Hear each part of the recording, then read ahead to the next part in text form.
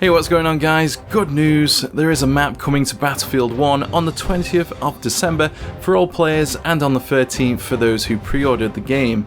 It's called Giant Shadow and it's set during the Battle of the Cell in 1918. The map looks to be a redesign of the map featured on the mission through Mud and Blood from the campaign, with the addition of some new features that were not seen there, including air combat, tanks and cavalry classes. The armoured train as its behemoth, a carcass of a Zeppelin on one side of the map, and an additional gadget for the support class, the grenade Crossbow, which has been confirmed to fire both fragmentation and high explosive grenades. The support class is perhaps one of the more difficult classes to use, not as popular, so let's hope this new additional gadget will help the class become much more effective. However, let's just hope that DICE doesn't add too many grenades. The current situation with gas grenades is just a little too much. On this map, you'll be fighting inside and around the carcass of the Zeppelin, have the chance to use one of its gondola's weapons. Hopefully this weapon isn't too OP, but if it is as good as the one on the back of planes, expect this to be a very popular spot on the map. Good luck trying to hold this area, you're gonna need it.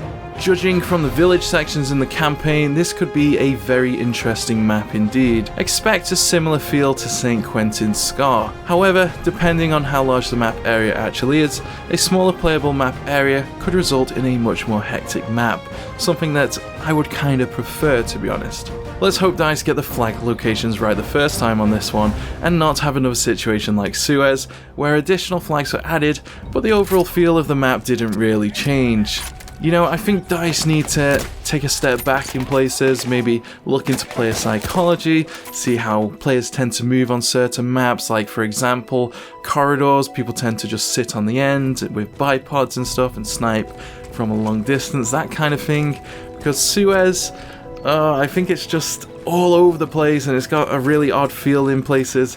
Gotta say, not a huge fan, so hoping they do get the flag locations right the first time and not have this mess with Suez where they change it and it doesn't really do anything, it just kind of makes the map worse in some kind of way. Anyway, enough of Suez, add some more villages to that map, I think it'd be a lot better. Anyway, moving on. One last thing, in the upper left we get a quick glimpse of the river and a small dock, or something that looks like a small dock that isn't in the campaign, so perhaps we'll see boats make a return. The bridges along the river could provide us with some decent flanking routes, and hopefully a map full of a wide variety of engagements.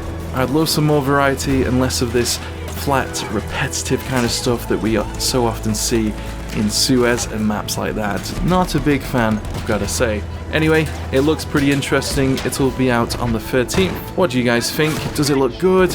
What are your thoughts on the armored train as well? What about that grenade launcher? Hopefully it will be balanced on release. Who knows though? Anyway, that's all for this video guys. Thank you very much for watching. Until next time, take it easy guys. Please drop a rating and comment below, and I'll see you soon. Catch you later guys. Take it easy.